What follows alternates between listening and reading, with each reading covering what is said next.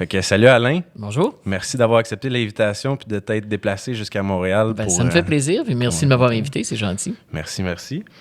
Fait que dans le fond, si on parle un peu de toi, de Dauphin Blanc, ta maison d'édition à Québec. Ouais. 25 ans et plus maintenant 28 déjà? 28 ans maintenant. Peut-être 29 au moment où l'émission va être diffusée, là, mais 28 ans actuellement. Super. Ouais. Puis pourquoi Dauphin Blanc? Le nom? Pourquoi le nom? En fait, le Dauphin Blanc, c'est inspiré d'un rêve que Marie-Chantal, ma conjointe, a fait. À l'époque, on voulait avoir des enfants. Et c'était plus qu'un rêve. Pour Marie-Chantal, c'était une mission de vie d'être maman. Pour moi, c'était un grand rêve aussi, mais pour elle, c'était encore plus pertinent, plus poignant. Et puis, donc, nous, ça a été comme long, parce que ça a pris 6 ans. On a fini par adopter en Colombie nos 2 enfants.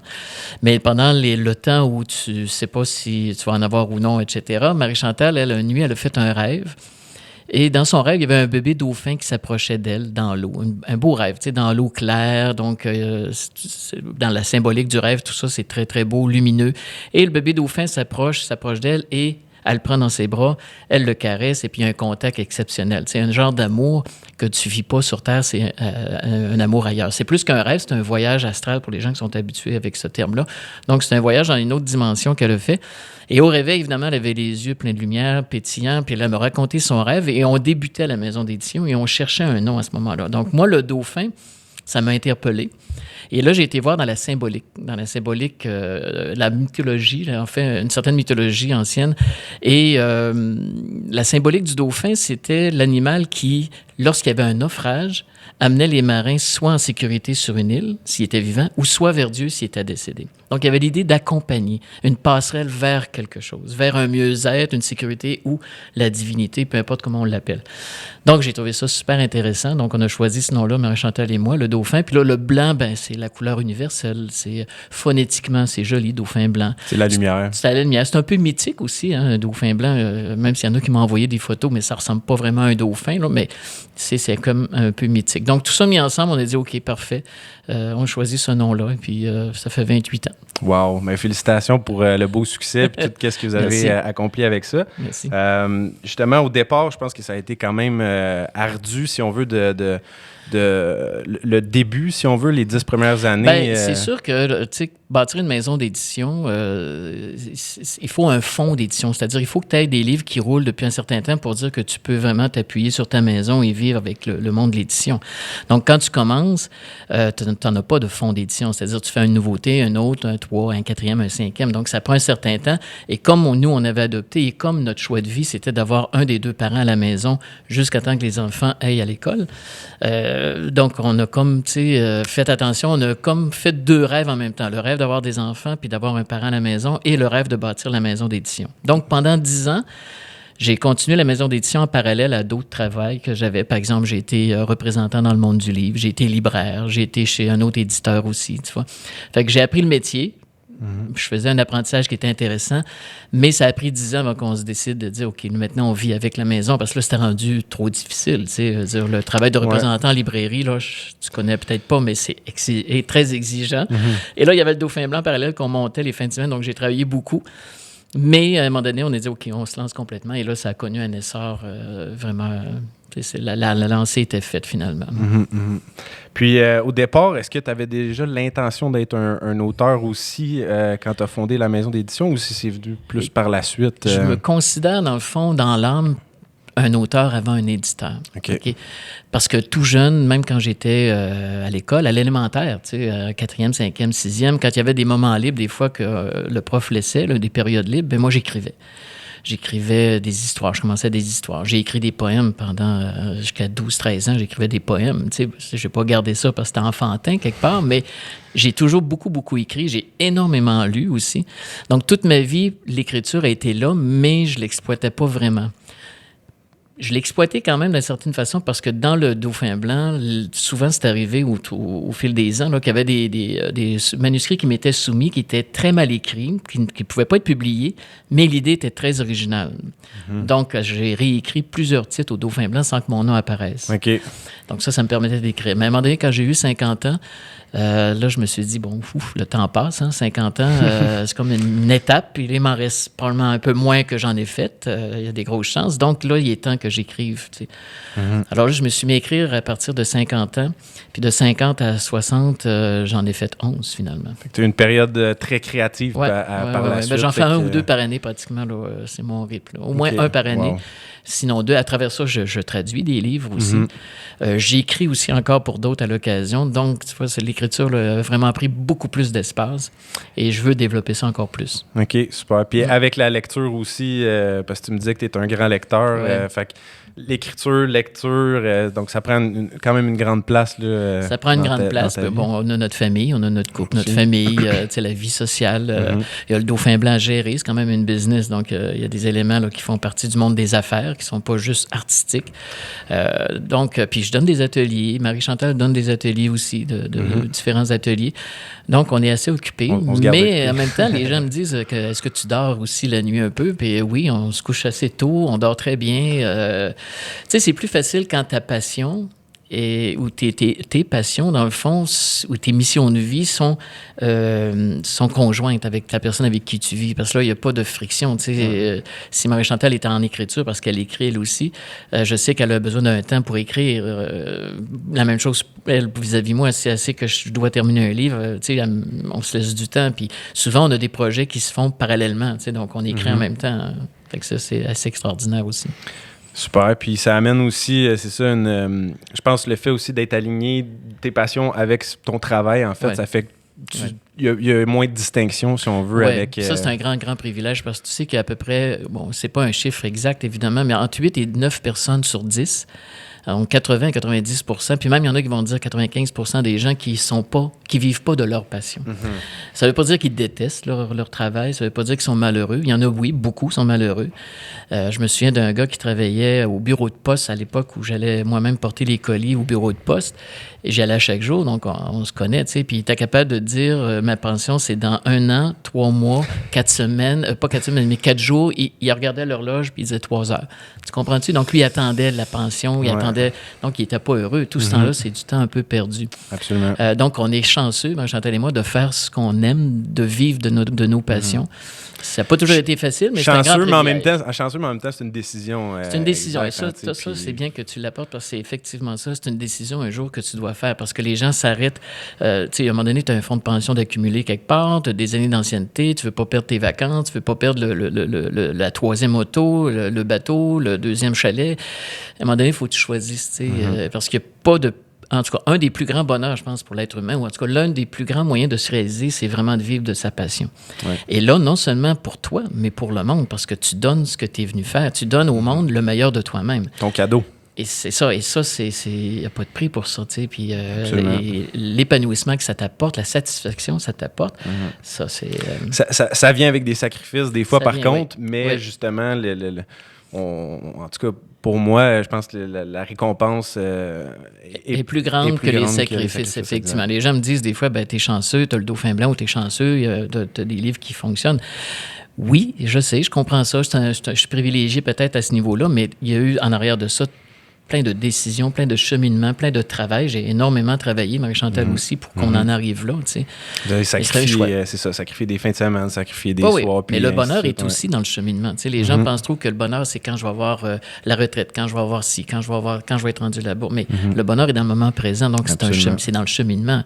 Et si tu n'es pas capable d'apprécier ça, tu vas trouver ça long quand même. Tu sais. Oui, parce que t'es tout le temps, c'est une quête perpétuelle, en fait. Si tu attaches ça au résultat, une fois que tu atteins le résultat, ça va être un autre objectif. C'est ça. Ça me fait penser un peu tout ça à Tableau de vie, je pense, un des livres. Tableau de vie, c'était ça n'a pas été le premier livre que j'ai écrit à mon nom. J'ai écrit d'abord Le Luthier quand j'ai été adopté Angelica en Colombie. Mais il est apparu, puis il a connu un succès quand même mitigé, si tu veux. Et ça a pris des années avant que je refasse autre chose. Maintenant, je l'ai republié, Le Luthier, là, avec des transformations. Mais à un moment donné, c'est le Tableau de vie qui est sorti. Et le Tableau de vie explique vraiment ça, l'importance de faire ta mission, de faire ce que tu aimes. Puis la mission est très reliée aux passions. Donc, c'est un roman, c'est une histoire. Moi, j'adore écrire des histoires, des romans un peu d'inspiration ou d'initiation parce que ça permet aux gens de le prendre à un niveau où ils veulent le prendre, tu sais. Puis ça permet de passer beaucoup plus d'émotions qu'un livre technique, théorique. Donc, avec le tableau de vie, puis le tableau de vie, ce que je veux dire aussi, ça touche énormément de gens. Oui, on a vendu quand même 25 000. Tu sais, au Québec, c'est un bon succès, là. Très, très bon succès. On est très heureux. Mais d'où ça a parti, puis pourquoi ça a touché les gens tant que ça, c'est parce que c'est vrai. Parce que même si c'est une histoire, c'est basé sur des choses réelles, tu sais. Sur la sœur de Marie-Chantal. Exactement, tu sais ça, oui, j'ai dit ça dans j'ai fait un peu de recherche. C'est ça, donc c'est basé sur sa sœur qui nous a appelé une journée pour dire qu'elle était malheureuse comme toute, puis elle a un talent incroyable, elle aussi, pour peindre. Donc elle était malheureuse comme toute, pourtant elle avait un job, là, elle était aux Forces armées, puis elle avait un excellent revenu, puis la maison. Exactement le pattern que je décris, si tu lis un jour le tableau de vie, là, exactement ce pattern-là. Et puis, j'ai dit, écoute, Annie, je vais écrire un livre là-dessus parce que c'est trop pénible de te voir comme ça. Je vais écrire un livre là-dessus. Puis j'ai écrit le tableau de vie. Puis bon, évidemment, il y a tellement de monde qui m'ont dit, ben c'est mon histoire que vous racontez, tu sais, c'est ma vie, ça. J'ai pleuré, ça a touché les gens. Ça rejoignait les gens. Et ça démontre à quel point les gens ne sont pas heureux dans ce qu'ils font actuellement. Puis c'est basé sur une histoire vraie, mais il y a quand même de la fiction dans le livre. C'est comme un hybride. La base est comme basée sur quelque chose de vrai, mais le reste, tu sais, parce que le peintre, entre autres, dans ça, il est question d'un peintre. Le peintre, il n'existe pas, mais il y a des gens m'ont écrit pour me dire où est-ce que je peux trouver ses œuvres, où il expose. Tu comprends? Fait que les gens y ont cru, les gens ont embarqué dans ça, mais c'est sûr que c'est de la fiction. C'est de la fiction dans le décor, si tu veux, dans les personnages, mais dans ça, je vais traiter de la peur, qu'est-ce qui nous retient de vivre notre passion, les obstacles qu'on va rencontrer. Tu sais. Donc ça, c'est quelque chose qui a touché les gens parce que c'est réel, c'est concret. Puis les peurs, en fait, c'est quelque chose qui affecte... presque tout le monde, en fait, il y a plusieurs... c'est ça. Par exemple, pour vivre sa mission de vie ou pour vivre de sa passion, les gens, ils sont retenus par des peurs. Peur de perdre de l'argent, peur de ne pas réussir ou peur de réussir aussi. Parce que si tu réussis, tu as une responsabilité vis-à-vis de ça aussi. Tu portes quelque chose, tu sais, surtout si tu deviens public. Donc, tu es vu, tu es regardé, tu es observé. Donc, il y a une certaine responsabilité. Donc, il y en a qui... Ils vont cacher ça en arrière d'une peur de ne pas réussir, mais en fond, ils ont peur de leur propre lumière, ils ont peur de réussir, peur de perdre des amis, peur que ça change ta vie. Il y a toutes sortes de peurs liées au fait qu'on ne veut pas changer, puis qu'on reste dans nos pantoufles, puis qu'on continue en espérant qu'à la pension, on va être encore en santé pour pouvoir profiter de la vie comme on l'aurait voulu. Mais tu sais, à 20 ans, tu sais, moi, je me dis toujours, ça a été toujours une philosophie que j'ai eue même très jeune. Quand je vais avoir 90, mettons, puis que je vais me bercer, parce que là, je ne ferai plus grand-chose, tu sais. À 90, ça va être quoi mes regrets? Est-ce que je vais avoir regretté de ne pas avoir poussé plus, de ne pas avoir essayé mes passions, de ne pas avoir... tu comprends? Est-ce que je vais avoir plus de regrets d'avoir dépensé de l'argent, par exemple, pour un voyage extraordinaire en famille, ou si je vais avoir plus de regrets de ne pas l'avoir mis dans un REER, tu sais? À 90, là, c'est le réel. C'est plus le temps d'avoir des regrets, là. Et c'est plus le temps d'agir, tu sais. Tu vas être quand même à la fin de ta vie. Donc, c'est là que ça... Puis ça te met dans une perspective du moment présent, de dire c'est là que la vie se passe, là. C'est là qu'il faut que j'agisse, tu sais. Parce qu'un des premiers regrets qu'on a... c'est une infirmière australienne qui a fait un livre qu'on a publié en français. Les 5 plus grands regrets au moment de la mort. Elle, c'est une infirmière qui a travaillé avec les mourants. Elle s'occupait des mourants, prenait soin d'eux autres. Donc, elle était en contact avec eux autres vraiment tous les jours. Puis, tu n'as pas de la visite à tous les jours, même si c'était à une semaine de mourir. Bon.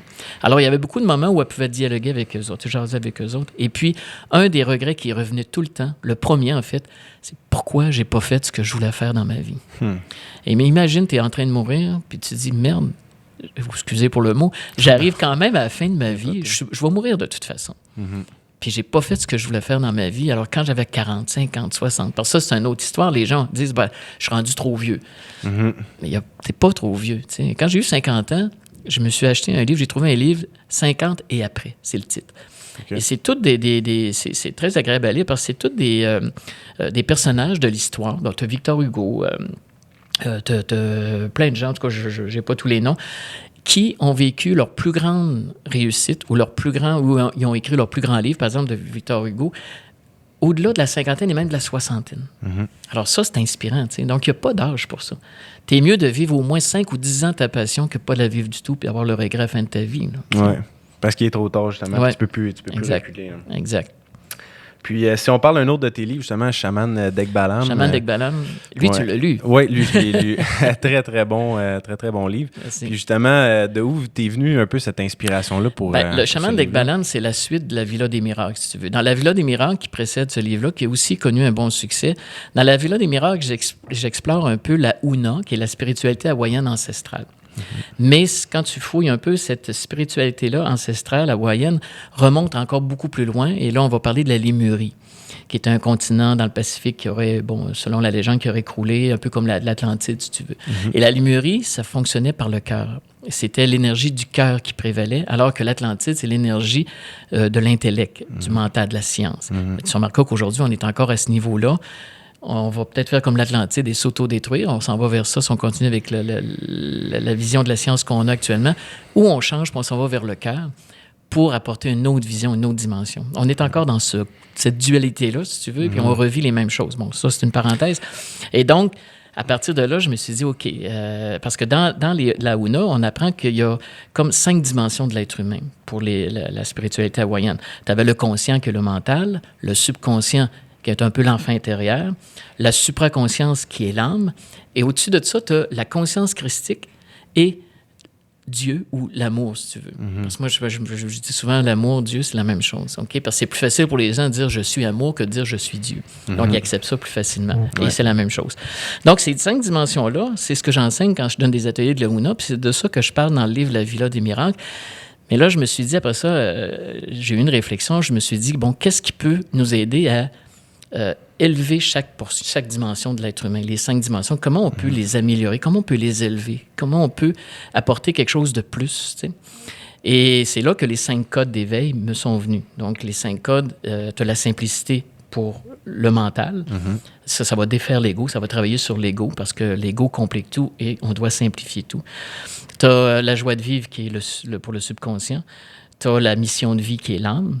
Tu as la conscience christique, donc l'éveil, à l'état christique, et tu as l'amour. Donc, ces 5 codes-là, finalement, je les ai mis je voulais en parler, et là, je me suis bâti une histoire qui reprenait un peu, si tu veux, la fin de la Villa des Miracles, donc je reprenais avec ça. Et tous ces livres-là, comme la Villa des Miracles ou Shaman d'Ekbalam, sont inspirés de voyages. Donc, le Shaman d'Ekbalam se passe au Mexique. Ouais. Tu as le cénote, puis tout ça. Donc, tous des endroits qu'on a visités, qu'on a vus. Ekbalam, ça existe, ça, c'est des ruines au Mexique. Et là, j'ai imaginé le contexte d'une rencontre dans une dimension supérieure avec un chaman, tu sais. Un chaman qui inca, dans le fond, qui venait dire, ben écoute, pour s'élever, pour passer à une autre dimension, pour faire l'illumination, si tu veux appeler ça comme ça, ou le passage dans une autre dimension, un autre état de conscience, ben il faut que tu travailles les 5 codes. Et c'est de là que j'ai parti l'histoire. Oui, puis moi, je trouve ça fascinant, justement, à quel point tu amènes des leçons qui sont complexes, mais au travers d'une histoire vraiment fictive, puis je trouve que c'est très bien écrit. Moi, j'aime beaucoup simplifier les choses, c'est vulgariser, si tu veux, parce que la Huna, tu peux faire un livre de 500 pages, comme Ho'oponopono, je ne sais pas si tu as entendu parler. Ho'oponopono, c'est une méthode qui vient de la Huna, qui fait partie de la Huna, spiritualité hawaïenne ancestrale. Tu peux écrire, il y a des livres qui sont écrits qui ont 300 pages, 400 pages. Qui sont très théoriques aussi. Moi, je l'ai écrit un qui a très peu de pages. Je pense qu'il y a peut-être 120 pages, un petit livre, mais les gens me disent tout, enfin, j'ai compris.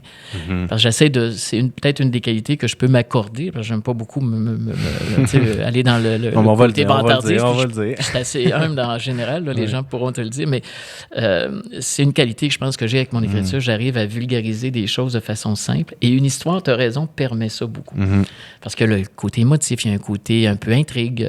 Exact. Là, ça passe beaucoup mieux. C'est une des façons, en fait, qu'on a évolué l'humain pour retenir les leçons, en fait, c'est justement par des histoires. Si on regarde l'évolution, ça remonte à... Effectivement. À très tous les contes, les contes de nos enfances, là, ils ont tous, Blanche-Neige et les 7 Nys, ils ont tous une symbolique. Il y a tous une symbolique en arrière de ça. Et quand tu te mets à chercher, à découvrir tout ça, c'est super intéressant. T'sais. Absolument. Ouais. Tu le vois d'un autre œil. Oui, c'est ça. Que juste quand on est enfant, si on veut. C'est ça.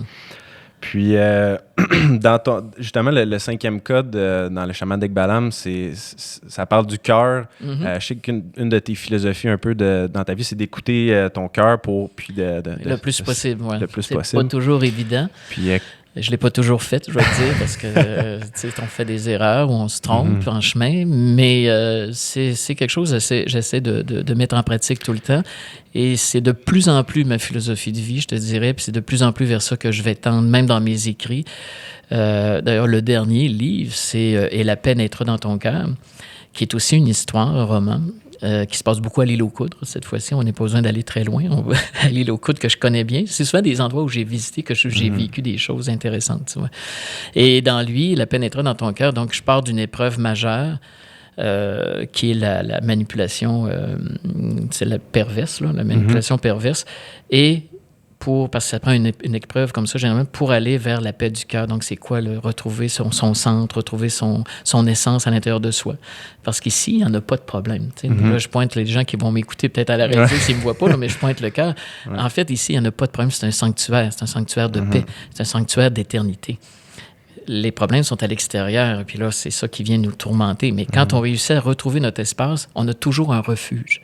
On a toujours ça comme abri, comme asile pour retrouver ses énergies, retrouver ses forces, voir clair aussi. Donc, c'est ce que j'essaie de faire.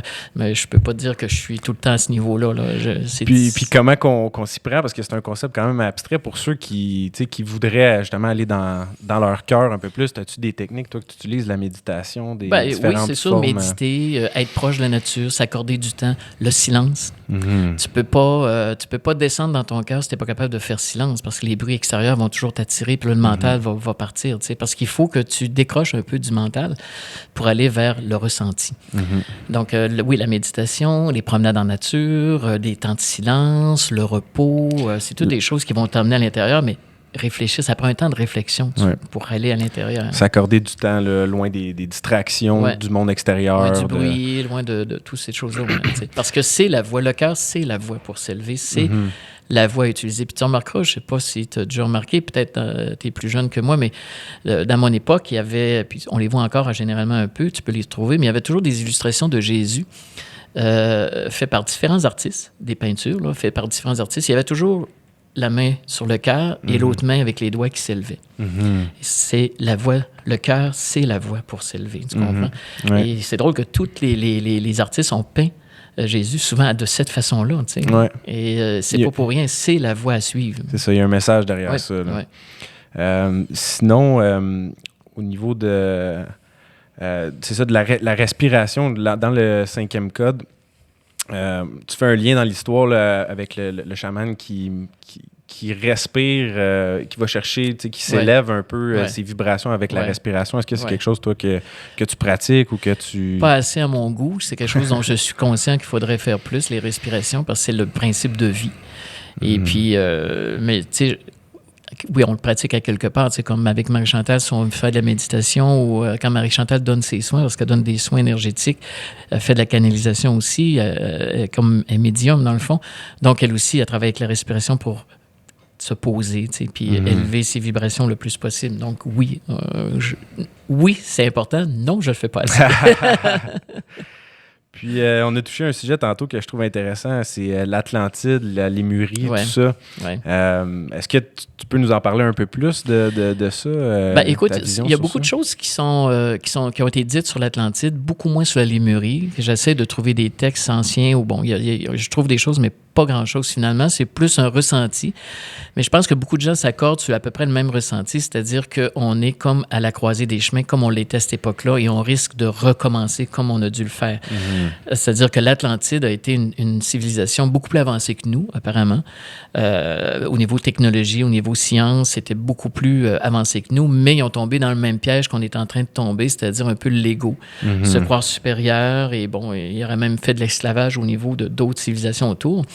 Et selon ce qu'on sait, en tout cas selon ce qu'on a pu lire à différents endroits, c'est que la science est devenue tellement avancée qui se sont comme auto-détruits, un peu comme on est en train de faire avec la planète. Tu vois, on performe sur la production de telle chose, mais on est en train de tout débalancer. L'écosystème, puis la nature, puis ça, c'est dangereux. Tu sais. Il y a de plus en plus de cataclysmes, d'ailleurs, qui se passent au niveau de la Terre. Là, tu sais. Donc, je pense qu'on est en train de revivre ça. on oubliait le cœur, alors que la Lémurie était plus l'énergie du cœur et plus l'énergie des choses plus subtiles. Hein? L'amour, le ressenti, les dialogues ne devaient pas être les mêmes à cette époque-là. J'aurais beaucoup aimé pouvoir visiter ça. Puis peut-être qu'on l'a connu, mais on ne le sait pas. C'est ça, exactement. Ça, c'est autre chose. Je pense que oui. Là, on s'en rappelle pas. On n'en parlera pas trop là-dessus. Mais effectivement, je pense qu'on est à cette croisée-là, qu'on a un choix à faire entre cheminer vers le cœur ou cheminer encore vers la science et l'intellect qui va de plus en plus loin.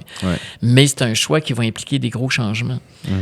Parce que si on va vers le cœur, on va changer beaucoup de choses. C'est la façon qu'on vit, notre structure de société, le commerce, là, on vit par l'argent et pour l'argent. Ce matin, je jasais avec un monsieur chez qui on était pour une réunion, puis on disait ensemble, écoute, ça n'a aucun bon sens, des gens qui ont des milliards et des milliards et des milliards, mais qui en veulent encore plus, puis qui investissent pour en faire encore plus. Mais qu'est-ce que tu fais avec ça?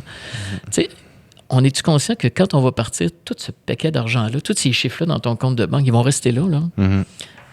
Alors, il y a comme lui, il appelait ça une certaine, comme une maladie, si tu veux, une obsession maladive, de toujours vouloir plus de profit, plus d'argent, puis notre société de consommation est basée là-dessus. Et on embarque dans ce piège-là parce qu'on veut toujours plus, on veut toujours ci, on veut toujours ça, le dernier gadget, dernier téléphone, dernière télé, on embarque dans ça. Si je me trompe pas, peut-être tu vas être d'accord avec moi, c'est quand on est... j'avais lu un certain livre qui parlait de niveau de conscience, puis il y avait plusieurs niveaux de conscience. Il y en a qui catégorisent ça à 7 niveaux de conscience, il y en a d'autres qui disent qu'il y en a plus, qu'il y en a moins. Mais quand on reste dans les niveaux de conscience qui sont plus bas, quand on n'arrive pas à transcender, justement, à tasser l'ego, de se retrouver plus dans son âme, dans son cœur, on est plus enclin vers, justement, la consommation. Forcément, c'est ça, exactement. Forcément, tu es dans des vibrations qui correspondent à ça. C'est une question de vibration, de rencontre de vibration. Et la question qu'il faut se poser, qui on est vraiment? Qui je suis, moi, tu sais. Ce que je suis, cette tête-là qui consomme, qui vit, puis qui va mourir, puis tout ça. Est-ce que je suis autre chose? Et si tu commences à penser que tu es autre chose et tu t'ouvres à cette dimension-là, et là, tu augmentes tes fréquences, tu augmentes tes vibrations, tu augmentes ta conscience, et là, tu peux atteindre d'autres niveaux, tu sais. Mais pas le danger ni le problème, mais en fait, la situation, c'est que plus tu avances dans ça, moins il y a de monde à ton même niveau. La Terre est comme une grande école. C'est comme une gare. Il y en a qui arrivent tout le temps, il y en a qui partent, mais il y en a qui arrivent. Et puis c'est de tout genre. Hein. Il y a de tous les niveaux. Mais c'est ça. Parce que l'escalier, il y a longtemps, j'avais parlé avec une médium. Je faisais des sciences cosmiques à l'époque. Et ça remonte très loin. J'avais 20 ans. Là. Mais elle me disait que l'escalier, l'évolution, c'est comme un escalier. Et puis, plus tu montes ton escalier, qui est sans fin, là, c'est pas parce que je suis là que je suis vraiment mieux qu'un autre. Là. Et si je suis plus bas, ça veut pas dire que je suis moins bon qu'un autre non plus. Mais cet escalier-là, plus tu vas monter, moins il y a de monde sur ta marche. Et il faut que tu vives avec ça. Et plus tu t'élèves, plus tu dois aider les autres à s'élever aussi. Tu as une responsabilité aussi. Je pense que tu touches justement un peu ça dans Chaman d'Ekbalam également. Oui, à la fin, entre autres, là, c'est ça, le fait d'avoir changé sa vision des choses, de s'être élevé dans l'amour, a complètement changé, a libéré d'autres personnes de leur propre, on va dire, karma, si on veut, ou de leur propre scénario qui était comme fixe puis qui rejouait tout le temps. Tu sais. Parce que justement, quand tu te retrouves à être bien, puis plus tu te connectes à ton âme, ben, plus tu peux aider les autres aussi à se connecter, puis à être bien dans leur vie aussi. En fait, puis ça, c'est quelque chose que je dis dans un de mes livres, il faut arriver à diffuser notre lumière, mais il faut faire attention parce que le fil est mince entre diffuser notre lumière pour éclairer les gens et les aveugler d'un autre côté. Donc, il y a l'ego spirituel qui nous guette tout le temps, qu'il faut toujours être prudent. Donc, oui, diffuser notre lumière puis éclairer le chemin des autres et le sien en même temps, mais pas éclairer, pas aveugler les gens avec notre lumière, c'est pas en mettre plein la vue non plus. Non? De s'adapter aussi à tous et chacun, là, parce que justement, on est sur différents niveaux. Puis... Exactement. Il faut que tu comprennes, si tu es capable, il y a une des lois cosmiques, là, je te parlais des sciences cosmiques, une des lois cosmiques, c'est que je distingue le degré d'évolution des gens. Donc, en distinguant le degré d'évolution des gens, je suis capable de me dire, oui, avec toi, je peux parler de telle chose, on peut aller plus loin. On a parlé d'Atlantide, on a parlé de Numérique, on pourrait aller parler encore plus loin. Avec d'autres personnes, on ne peut pas le faire. Ils ne sont pas rendus à ce niveau-là, ou ils ne sont pas rendus dans ces préoccupations-là, ou ces questionnements-là, on peut le dire comme ça. Mais on peut aider quand même en adoptant un langage, en adoptant un étudiant en mathématiques à l'université ne tiendra pas le même langage avec son collègue qu'avec l'enfant qui est en 6e année. Exact. Puis c'est de s'adapter. Là, puis, exactement. Good. Puis, justement, en 2012, il y avait la fin du calendrier Maya, si on peut dire comme ça. Il y en a des gens qui disaient que c'était la fin du monde. Est-ce que pour toi, justement, tu fais un lien avec ça, le fait de peut-être qu'on retourne vers le C'était la fin, moi, je l'interprète comme la fin d'un cycle, la fin d'un ère, si tu veux. Et chaque fin de cycle, chaque fin d'ère comme ça, forcément amène des bouleversements, forcément c'est précurseur de changements à venir. Donc, je pense qu'il y a une nouvelle mentalité qui s'installe de plus en plus. Tu sais, l'histoire de vivre par le cœur, on entend de plus en plus parler.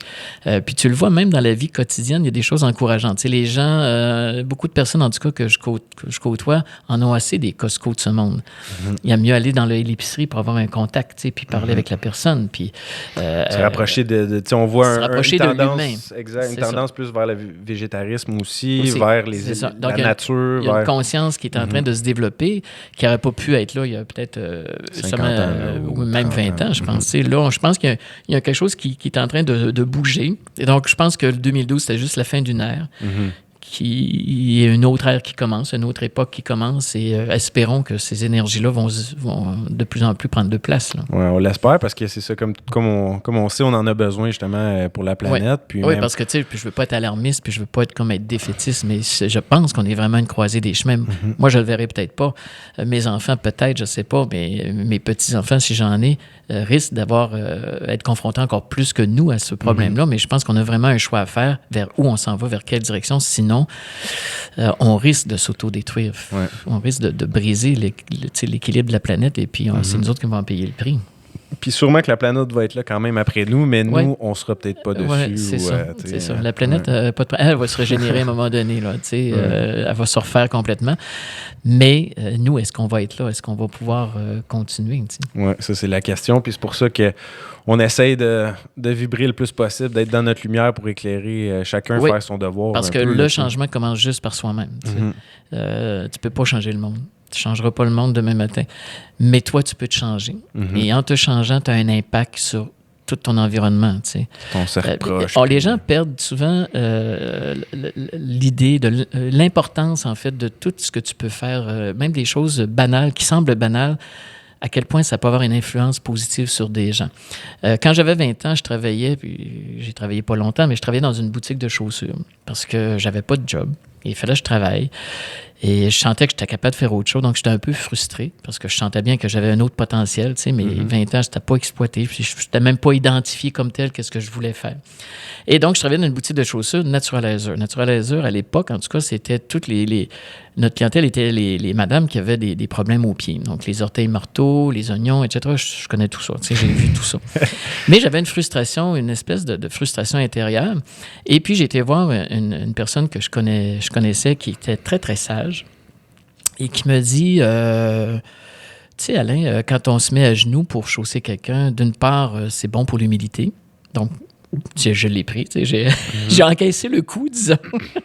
Mais ça m'a appris beaucoup l'humilité. Mais elle me dit aussi, pense à une chose, c'est quand tu réussis à bien chausser une personne qui avait des problèmes à ses pieds, tu lui permets d'être mieux dans sa peau.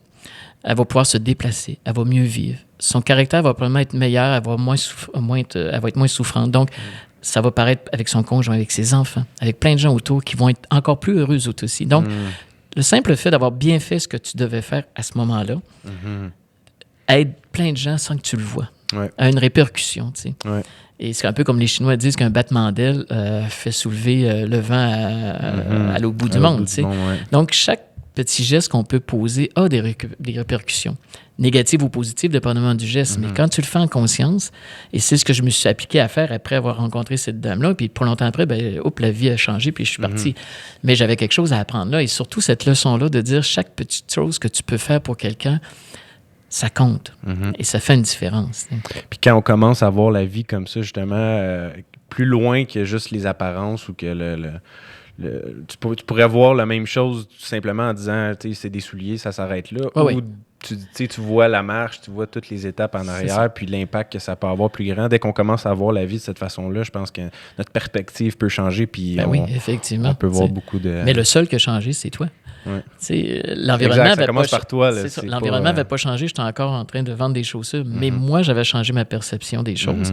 Et ça a fait une différence. Et là, ma vie a changé aussi. Je ne suis pas tombé tout de suite dans le monde du livre, mais ça a bougé quand même. Tranquillement, ça t'a amené, ça t'a ouvert une porte vers la prochaine étape. Puis, justement, quelque chose que tu parles dans le tableau de vie, tu parles que les gens anticipent souvent les problèmes quand ils vont... supposons que tu as un rêve, une ambition, tu veux devenir peintre ou tu vois beaucoup les obstacles. Tu anticipes beaucoup, en fait, les obstacles à venir si tu veux te lancer dans cette avenue-là, mais on n'anticipe pas souvent les miracles ou les choses qui peuvent se produire de bien. Dans le fond, on n'anticipe pas... C'est ça. Parce que... Puis, ce qui est important à comprendre, c'est que les choses, pour que ça bouge, il faut que tu fasses un pas. Alors, si tu veux vivre de ta passion puis te lancer dans ta mission de vie, si on veut dire comme ça, bien, il faut que tu fasses un premier pas. Puis le premier pas, généralement, il n'est pas compliqué à faire. Ça peut être juste de planifier, ça peut être juste de changer quelque chose, ça peut être juste de dire comment je peux m'organiser financièrement dans un an. Tu sais, juste des planifications, déjà, tu mets quelque chose en branle. Mais les portes vont s'ouvrir à fur et à mesure. Et c'est ça que les gens ne comprennent pas, ne voient pas. C'est que quand tu vas commencer, tu sais, il faudrait avoir toutes les portes ouvertes tout d'un coup. Il faudrait que toutes les conditions gagnantes soient réunies pour qu'on bouge. Mais c'est pas vrai, ça. Les conditions vont se créer au fur et à mesure que tu vas avancer. Il va y avoir des obstacles, mais il va y avoir des portes qui vont s'ouvrir et c'est ça qui va faire en sorte que tu vas avancer puis tu vas réussir. Mais effectivement, les gens n'anticipent pas ces portes-là qui s'ouvrent. Ils ne voient pas ça, ils ne prévoient pas ça. Alors qu'ils vont voir tous les obstacles possibles. Puis dans ces obstacles-là, finalement, il n'y en a pas beaucoup qui vont arriver, tu comprends? Mais on imagine toujours le pire. Oui. Est-ce que tu penses justement que la condition humaine, on part un petit peu avec un cerveau négatif ou quelque chose, on a plus tendance, on dirait, à anticiper les problèmes ou à penser un peu plus négativement que d'être, on dirait, si on veut, conçu de base avec la je pense que c'est de société. On a été éduqués... Ça vient plus du conditionnement, selon toi, que... je pense beaucoup. Parce que moi, je pense fondamentalement, l'âme est joyeuse. L'âme est quelque chose de lumineux. Mais on vit dans une expérience terrestre. On vit dans une expérience dans le monde de la matière. Et dans ce monde de matière-là, il y a eu beaucoup d'influences. On porte beaucoup de choses. Tu sais, prends juste au niveau religion, on nous a toujours dit que tu viens au monde en étant pécheur. Tu comprends?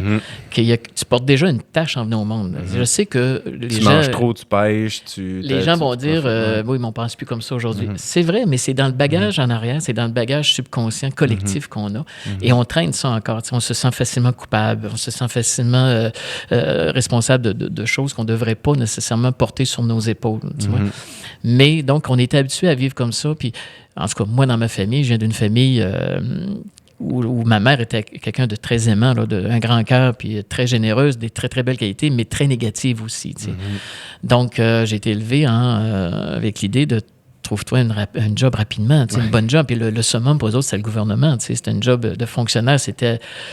Il était placé à vie, il était correct. Puis la ce que tu as failli faire aussi. Que j'ai failli faire aussi parce que j'étais... écoute, la vie... Je suis tombé dans le monde du livre un peu, on va dire pas par hasard parce que je ne crois pas au hasard, mais par un certain concours de circonstances. Je travaillais dans une compagnie. La compagnie a fermé. Mon père est mort à ce moment-là aussi. J'ai vécu une séparation. Donc, en l'espace de quelques mois, là, tout était comme pouf, tombé à terre. Mais j'étais sur une liste au gouvernement. J'avais passé tous les tests, les entrevues. J'étais 10e sur une liste de peut-être 150 ou 200. Donc, j'étais sûr d'être pris dans l'année. Il me l'avait confirmé. On va en prendre 40 d'ici X mois. Donc, j'étais sûr d'être pris parce que tout était accepté. Mais en attendant, il fallait que je travaille parce que j'étais tout seul, j'avais rien. Donc, j'ai communiqué avec la librairie La Liberté à Québec. Et dans ça, c'est M. Lucius, le père. Aujourd'hui, c'est Christian, son fils, qui gère ça. Mais c'était Lucius, le père, qui avait ça. Et M. La Liberté me dit, écoute, j'ai rien en librairie, mais j'ai le pif pour le monde de l'édition, puis tu serais bon en édition, toi. Mais il m'avait même pas vu, tu sais, il me connaissait pas. Fait que je l'ai rencontré, j'ai commencé dans le monde de l'édition comme ça. Et là, écoute, je suis tombé comme un poisson dans l'eau. Là. Je suis tombé dans le bassin et je voulais plus sortir de ça. Et là, de fil en aiguille, j'ai été dans une autre maison où j'ai appris encore beaucoup plus parce que j'étais responsable de plus de choses. Et c'est à ce moment-là que le gouvernement m'a appelé. Donc, quelques mois après, si tu veux. Et la fille, au bout du fil, était toute contente de me dire « Monsieur Williamson, c'est votre tour! » Vous avez enfin votre poste. Ouais, c'est ça, tu sais. Fait que là, j'ai dit merci, mais je pense que vous allez pouvoir parler à quelqu'un d'autre. Fait que là, il y a un silence, tu sais. Puis là, elle me dit « Vous êtes sûr? Un mois de vacances, fonds de pension, job assuré, blindé, tout ça. » Je dis « Oui, je sais, mais moi, je suis en train de vivre mon rêve, puis je vais continuer à rêver, puis je vous laisse la place à quelqu'un d'autre. » Fait que oui, j'ai fini finalement par presque rentré au gouvernement, mais j'ai choisi de continuer ma passion. Et tantôt, quand on disait il y a des décisions, oui. Parce que c'est sûr que là, la sécurité était là, fonds de pension, 4 semaines par année. J'avais pas ça, moi, là, en vivant, en essayant de vivre mon rêve. C'était tentant là, d'accepter Ben oui. Puis si je l'avais accepté, c'est correct aussi. Des gens qui vont accepter une proposition comme ça, c'est correct. C'est ça peut-être qu'ils ont besoin, c'est ça qu'ils cherchent. J'ai pas de problème avec ça. Mais il y a des choix à faire, effectivement, qui nous mènent là où on doit aller ou qui nous en éloignent. Et puis, il faut revenir.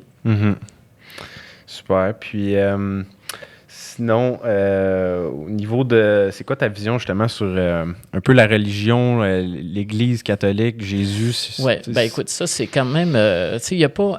Si tu regardes dans l'histoire, il n'y a pas un prophète ou un grand maître, on peut les appeler des maîtres, qui a fondé une religion.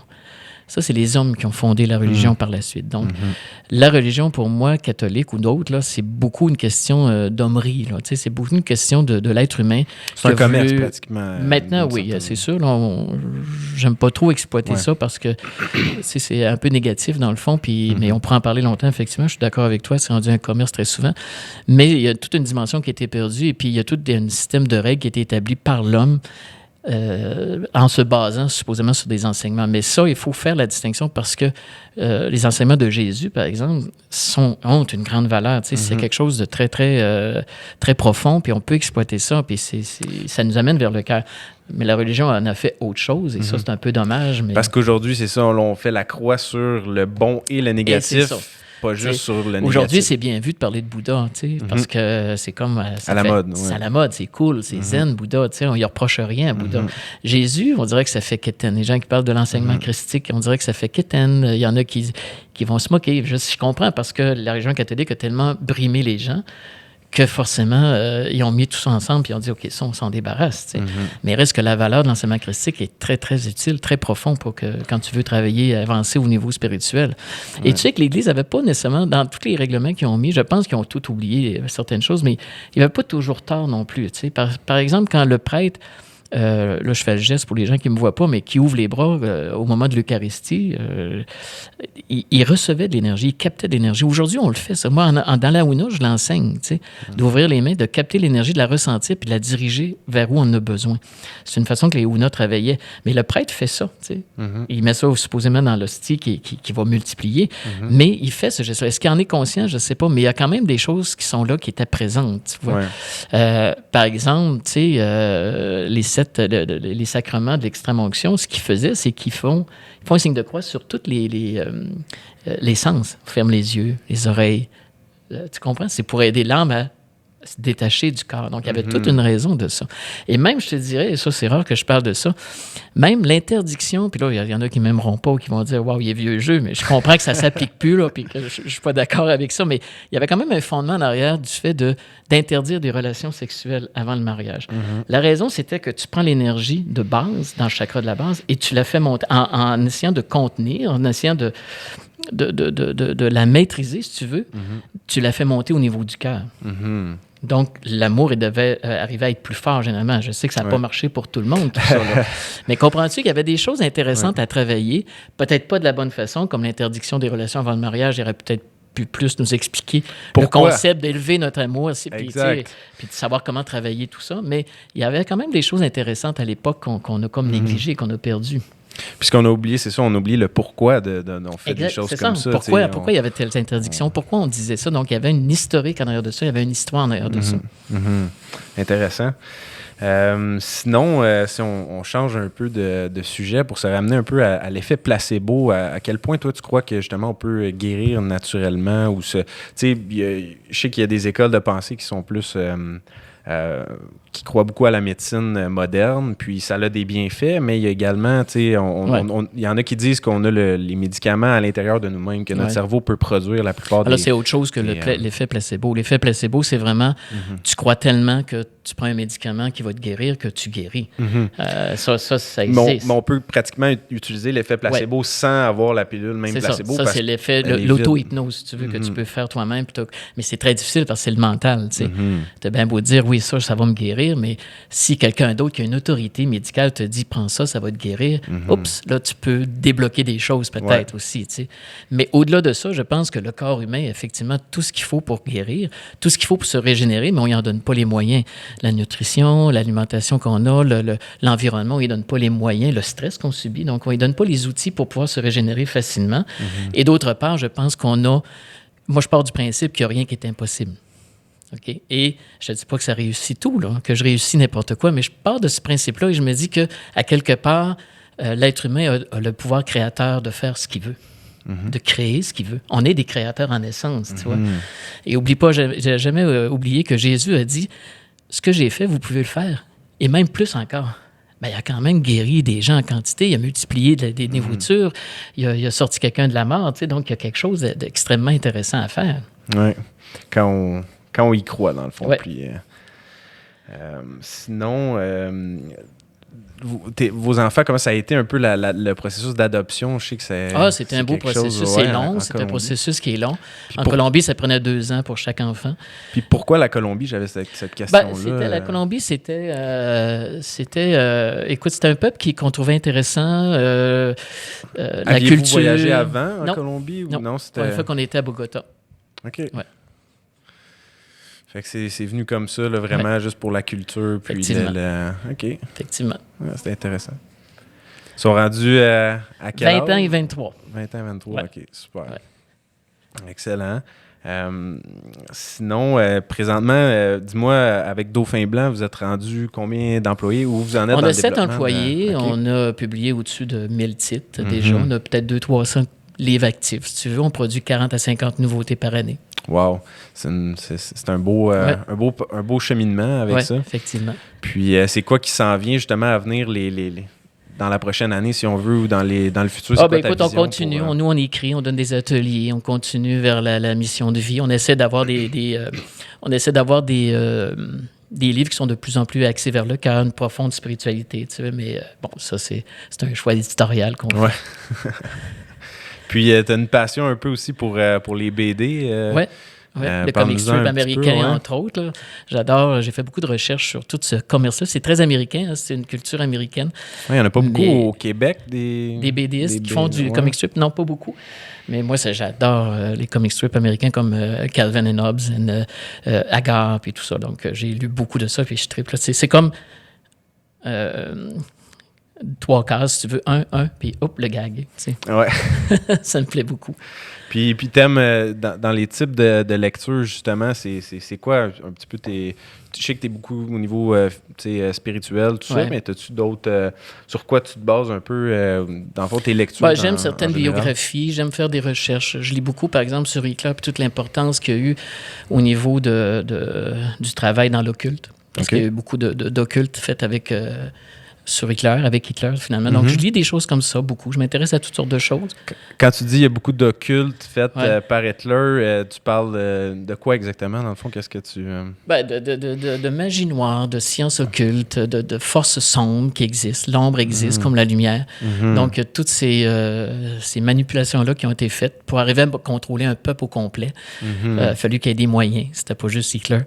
Donc, il y avait toutes sortes de choses en arrière de lui qu'il supportait. Et tous les symboles étaient étudiés en fonction de ça. Les couleurs, les symboles, les parades, tout était fonction de symbolique occulte. OK. C'est intéressant, ça. Je savais pas ça.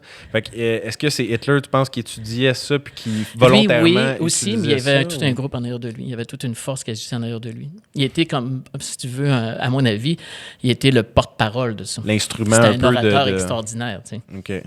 Mais c'était un peu l'instrument d'un groupe qui avait... un objectif derrière ça, de force occulte. Ça existe. Puis est-ce que tu penses qu'aujourd'hui... ça existe encore? Oui, tout à fait. Puis est-ce que c'est aussi fort ou moins fort qu'avant? Tu penses tout à fait.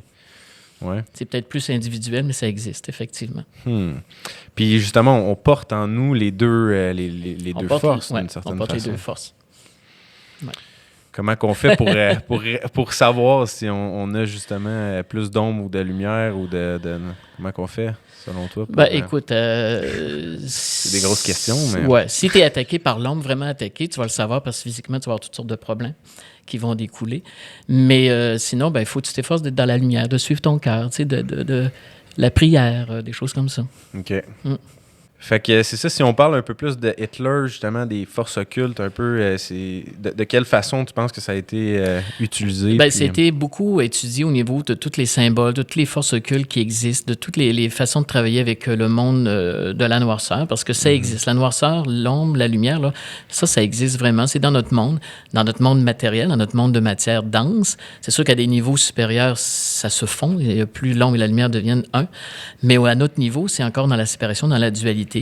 Et forcément, Hitler, pour avoir manipulé un peuple comme ça au complet, pour avoir endormi un peuple au complet, a travaillé avec les forces occultes. Il y avait tout un mouvement d'ailleurs de lui qui le supportait dans ça.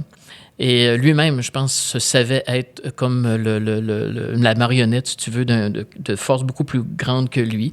Il était un excellent orateur, donc on l'a utilisé pour ça, mais dans la manipulation de groupes comme ça, dans l'espèce de travail occulte, il y a toujours une forme d'hypnose et le peuple allemand a vraiment été hypnotisé parce qu'écoute, des jeunes hommes qui ont parti à la guerre et qui ont embarqué dans sa folie à lui. Tu sais qu'on disait, par exemple, c'est une belle journée, aujourd'hui c'est une journée Hitler.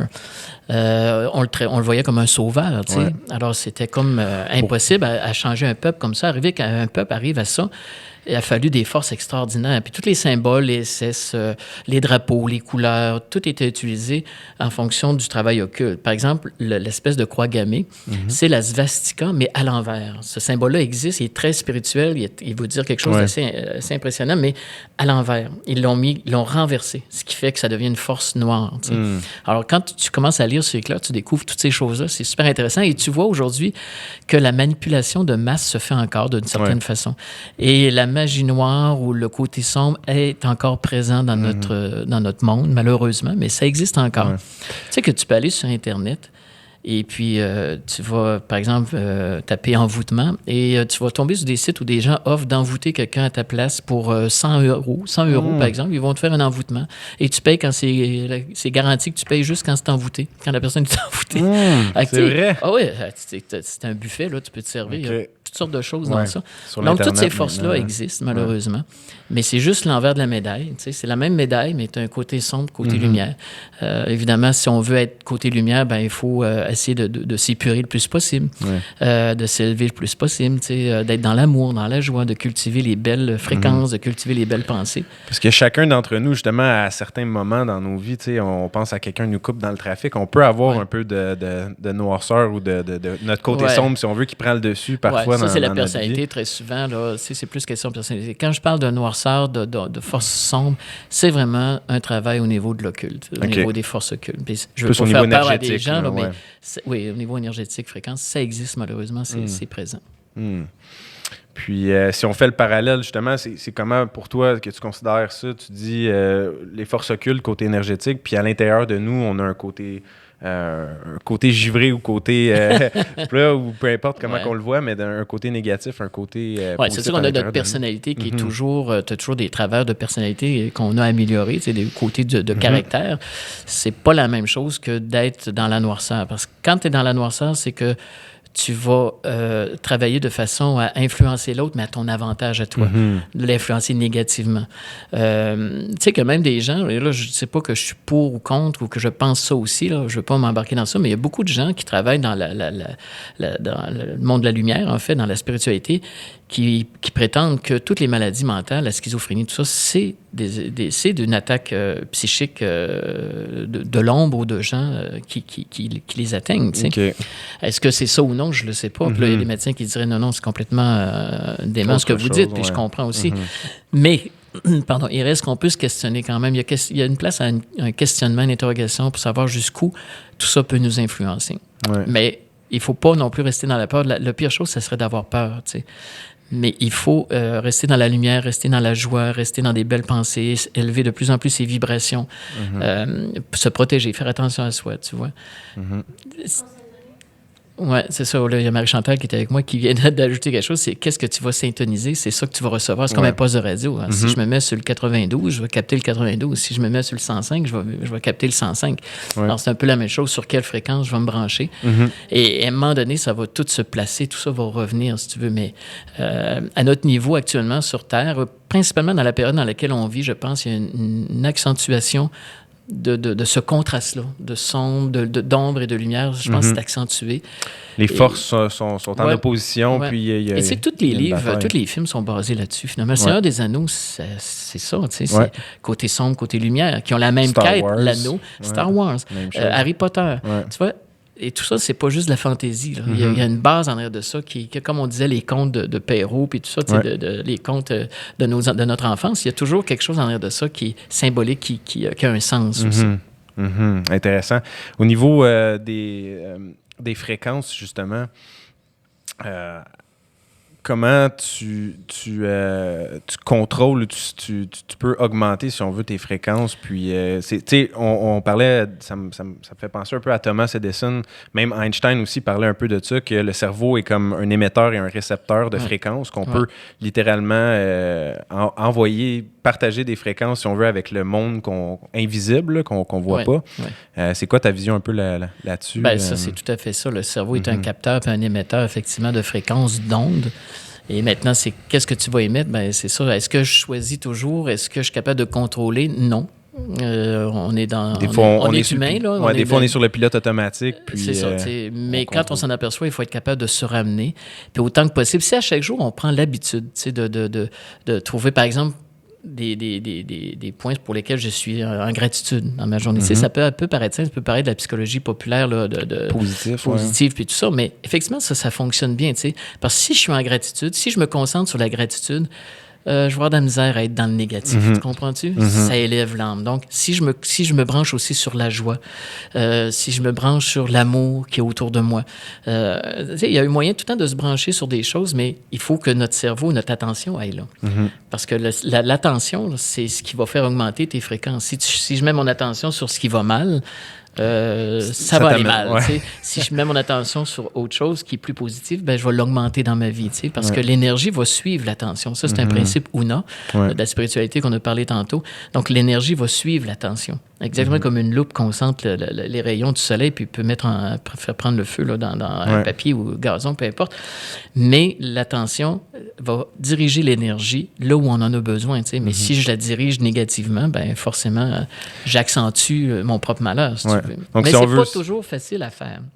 Donc, si on veut, c'est tout le temps de se rappeler de mettre notre attention plus sur le positif que sur le négatif. Moi, souvent, dans mes ateliers, je dis aux gens, regarde, aujourd'hui, avec les technologies qu'on a, là, le cellulaire, mets-toi une petite alarme, pas besoin que ça fasse un gros bip là, pour réveiller tout le bureau, là, mais à toutes les 1 heure ou 2, tu peux te mettre une petite alarme. Et quand l'alarme, tu l'entends, tu n'es même pas obligé de dire je suis pas un break quelque chose, mais tu peux juste arrêter 2 minutes puis te demander où j'étais là vraiment. Qu'est-ce qui roulait dans ma tête? Oui, je travaille, je suis concentré, mais on a toujours quelque chose qui roule en arrière. Toujours sur quoi j'étais concentré? Sur un problème? Et donc, je suis en train de le nourrir, je me concentre dessus, j'y envoie de l'énergie, donc je le nourris. Ou si j'étais concentré sur autre chose. Et se ramener comme ça, c'est des petits trucs, mais on peut se ramener comme ça facilement, sans que ça paraisse, sans qu'on soit obligé de faire un éclat au bureau là, dans la journée pour dire « Ouais, je suis négatif, là, je me branche sur le positif. » mais... Ou sans être obligé d'aller s'isoler dans les montagnes au Tibet pour méditer puis devenir un moine, juste simplement dans notre quotidien. Je pense que les moines qui s'isolent ont une utilité. Ils nourrissent un égrégore de prière et de lumière qui est important. Mais je pense que vivre dans le quotidien de la vie, telle qu'on la connaît, est une expérience encore plus grandissante. Parce que forcément, tu es confronté aux choses et tu dois traverser les épreuves, la vie, les contextes que tu traverses, les situations. Alors, c'est beaucoup plus profitable comme apprentissage, à mon avis. Mais j'ai rien contre les moines qui s'isolent. Je pense que... on n'est pas tous obligés de faire ce choix-là pour je pense que c'est ici, maintenant, dans ton quotidien, que tu peux travailler des choses, tu peux changer des choses. On peut atteindre l'élévation spirituelle, même avec... sans vivre cette vie de moine-là. Là. Super. Alain, ça a été un plaisir de te recevoir. Merci. Puis, si on veut te suivre ou on veut t'encourager... sur mes pages Facebook, là, j'ai une d'auteur professionnel. J'ai Alain Williamson aussi, donc les gens vont me retrouver facilement. Par le Dauphin Blanc aussi, donc on partage beaucoup de choses. Donc, c'est peut-être plus facile aussi. Le site de Dauphin Blanc, ils peuvent soit me rejoindre ou soit voir un peu tout ce qui se passe sur la maison d'édition. Puis quand on a des ateliers, on les diffuse aussi à travers ces moyens-là. Donc, t'en as-tu qui s'en viennent un peu, des ateliers, conférences oui, en 2020? Au moment où on enregistre, j'en ai une justement demain. Je donne des ateliers sur l'écriture. écriture, entre autres, écriture d'un roman, mais aussi écriture, puis a été édité, un peu le monde de l'édition. Donc ça, je donne des ateliers là-dessus. Et l'année prochaine, oui, puis même avant l'année prochaine, j'en ai un sur les 5 codes qu'on a parlé tantôt avec le chaman. Donc en Gaspésie, je donne un atelier. Mais l'année prochaine, j'essaie d'en faire 3 ou 4 par année, mais avant, j'en faisais plus. Mais là, je veux me garder du temps, je veux vivre, profiter, puis avancer dans mon propre cheminement. Excellent. Ouais. Ben, un gros merci encore, à toi. Alain. C'était puis, super. Yes, à la prochaine. OK, Salut merci. Bon, c'est-tu correct?